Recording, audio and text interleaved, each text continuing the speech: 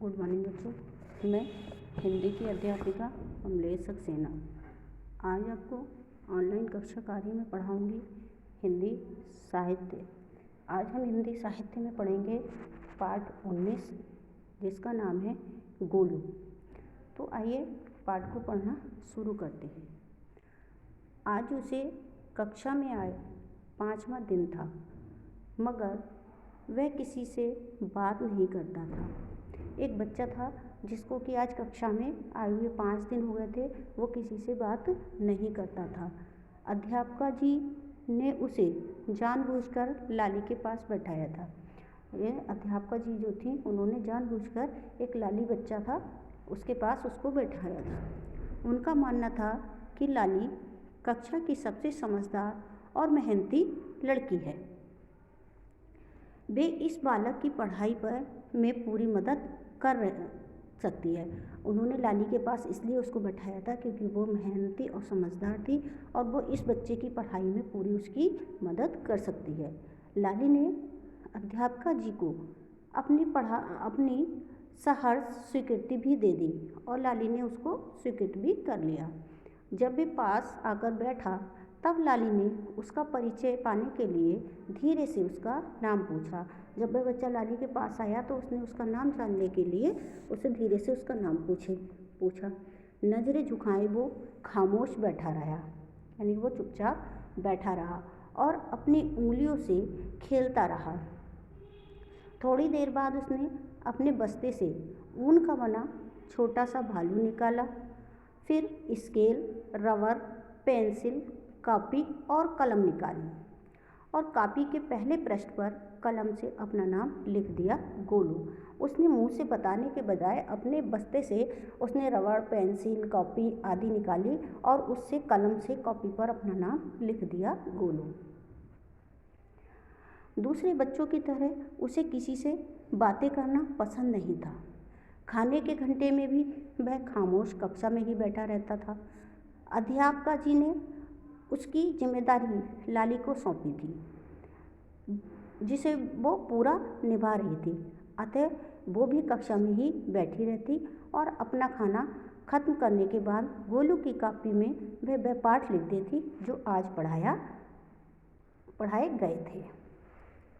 लेकिन वो बच्चा लंच में भी किसी से बातें नहीं करता था, खामोश बैठा रहता था और लाली भी उसकी सहायता करने के लिए उसके पास बैठी रहती थी और जब लंच खत्म होता था तो उसके बाद उसकी कॉपी पे वह पाठ लिख दिया करती थी जो आज पढ़ाए गए थे। लाली गोलू की खामोशी पर बहुत हैरान होती। कितनी बार कोशिश करती कि वे कुछ बोलें, मगर गोलू ने मानो मौन व्रत धारण किया हुआ है। लाली उसको बुलाने की बहुत कोशिश करती थी, लेकिन वो ऐसा लगता था कि जैसे उसने मौन व्रत धारण कर लिया, यानी कि ना बोलने का व्रत रख लिया हो। यही नहीं, वह इस बात पर भी हैरान थी कि गोलू जाने क्यों केवल नीचे ही देखता रहता है। दूसरे बच्चे लाली को खेलने के लिए बुलाते, मगर लाली हंसकर सबको मना कर देती थी। गोलू जितना खामोश था, लाली उतनी ही अनेक अलग से व्यवहार के जानने की कोशिश कर रही थी। यानी कि गोलू जो था वो जितना खामोश रहता था, लाली उससे उसी अलग अलग तरीके से उससे बोलने की और उसको बुलाने की कोशिश कर रही थी। उस दिन भी रोज की तरह ही गोलू लाली के पास बैठा था। अध्यापिका जी आखिरी घंटे में शब्दार्थ लिखवा रही थी। लाली की कलम कॉपी पर दौड़ रही थी और नज़रें कलम का पीछा कर रही थी। अचानक उसकी निगाह गोलू की ओर गई। रोज की तरह आज भी वह नज़रें झुकाए बैठा था, मगर उंगलियां कागज के टुकड़ों को तोड़ मरोड़ कर कुछ आकृति बना रही थी। अरे यह क्या! लाली हैरान रह गई। उन कागज के टुकड़ों से गोलू ने एक हिरन बना दिया। लाली उसकी उंगलियों की कलाकारी देखकर दंग रह गई। यानी कि उस दिन ही कक्षा में अध्यापिका जी जो थी वो शब्दार्थ लिखवा रही थी, लेकिन गोलू जो था अपनी नज़रें नीचे झुकाए बैठा था और वह कुछ कागज़ के टुकड़ों से कुछ आकृति बना रहा था, जिससे उसने उन आकृति में उसने एक हिरन की आकृति बना दी।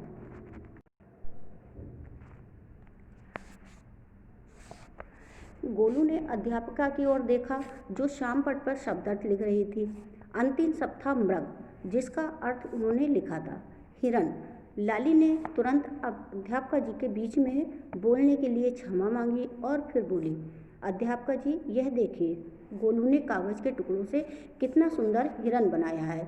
यानी कि अध्यापका जी जो ब्लैक बोर्ड पर शब्द लिख रही थी उसमें शब्द का अर्थ था मृग, और उसने मृग को, यानी कि मृग माने हिरण होता है, और उसने उसी से कागज़ के टुकड़ों से हिरण बना दिया।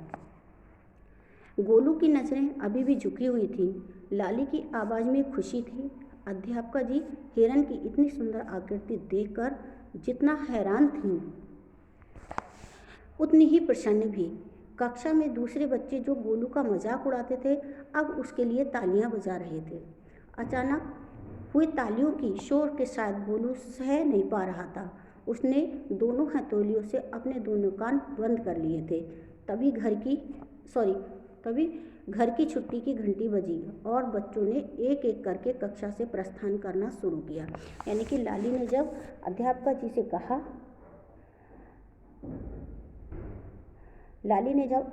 जी से कहा कि गोलू ने मृग बना दिया है, तो सभी की नज़र जो थी गोलू के तरफ गई और अध्यापका जी भी उसे देखकर हैरान थी, लेकिन उनके मन में प्रसन्नता भी थी। जो बच्चे गोलू का मजाक उड़ाया करते थे अब वो उसके लिए तालियां बजा रहे थे, लेकिन तालियों की आवाज़ इतनी ज़्यादा थी जिससे कि गोलू ने अपने दोनों हथेलियों से अपने कान बंद कर रखे थे।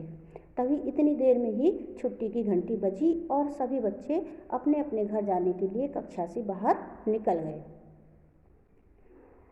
लाली अभी भी अचंभित सी गोलू के पास बैठी हिरण को देख रही थी। तभी गोलू की माताजी आईं और वो उनके साथ जाने लगा। अचानक गोलू मुड़ा और लाली के पास आया। रोज की तरह अभी भी उसकी नज़रें नीचे ही थीं। उसने प्रश्न चिन्ह वाली लाली के हाथों में हिरण दे दिया और अपनी माताजी के पीछे चला गया। अब लाली से नहीं रहा गया। वो अध्यापका जी के पास जाकर बोली, अध्यापका जी अगर आपको बहुत देर ना हो रही हो तो क्या आपसे कुछ बात कर सकती हूँ? अध्यापका जी बोली, लाली अभी मेरे पास समय है।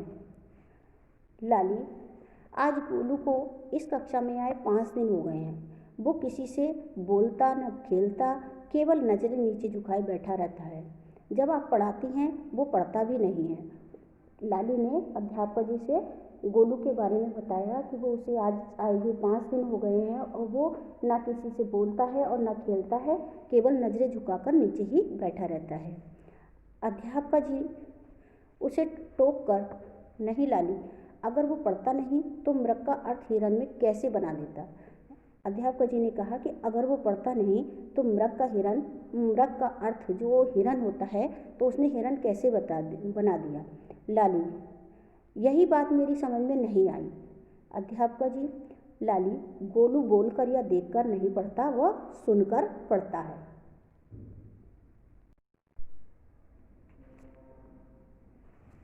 लाली, वो सबसे इतना अलग कैसे हो सकता है? अध्यापक जी, लाली अपने हाथ की उंगलियों को देखो, क्या वो बराबर है? नहीं ना। जब अपने शरीर की उंगलियां बराबर नहीं तो हम कैसे सोच लेते हैं कि हर बच्चे के सीखने की क्षमता या सीखने का तरीका एक जैसा होगा? अध्यापक जी ने समझाया कि सारे बच्चे एक समान नहीं होते, ना सभी बच्चों का सीखने का तरीका एक जैसा होता है। जिस प्रकार की हमारे हाथों की 5 उंगलियां बराबर नहीं होती, उसी प्रकार हर बच्चे की आदतें और उसको सीखने का तरीका भी अलग अलग होता है। लाली, मगर गोलू की नज़रें तो नहीं उठाकर देखता। लाली ने कहा कि गोलू तो नज़रें भी नहीं उठाकर देखता, किसी से बोलता भी नहीं, साथ खेलता भी नहीं। वह अपने बस्ते से चीज़ें एक क्रम से निकालता है।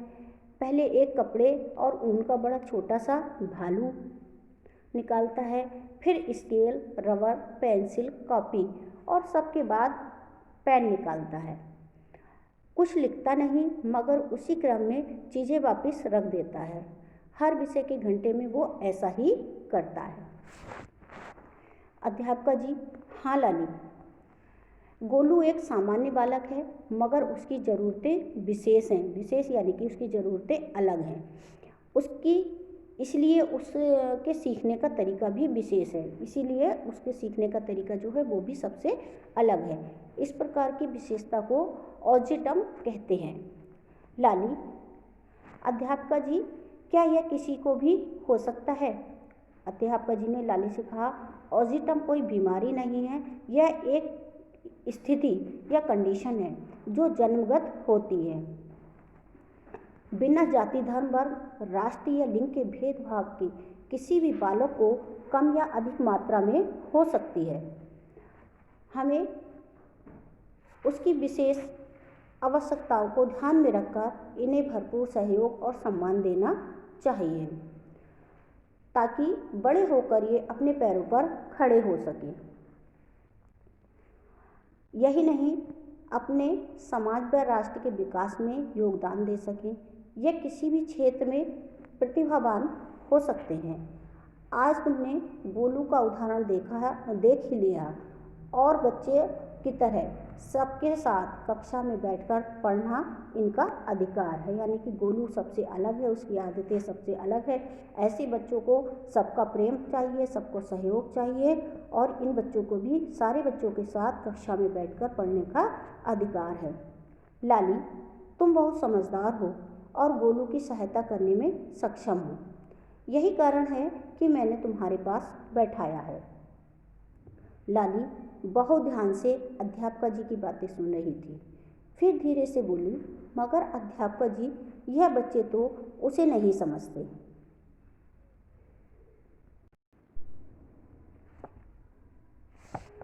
अध्यापिका जी, लाली, बच्चे धीरे धीरे समझ जाएंगे। आज उसके मृग के अर्थ में हिरण की आकृति बनाने वाली कला को देखकर सब ताली बजा रहे थे। गोलू को केवल सबकी स्वीकृति, धैर्य और सम्मान की जरूरत है। आज लाली बहुत खुश है कि अध्यापिका जी ने उसकी समझदारी पर विश्वास किया। निश्चय ही वह उसे सार्थक भी करेगी। साथ ही गोलू के रूप में उसे विशेष मित्र मिला। गोलू में उसे एक अनोखे कलाकार के दर्शन हुए हैं।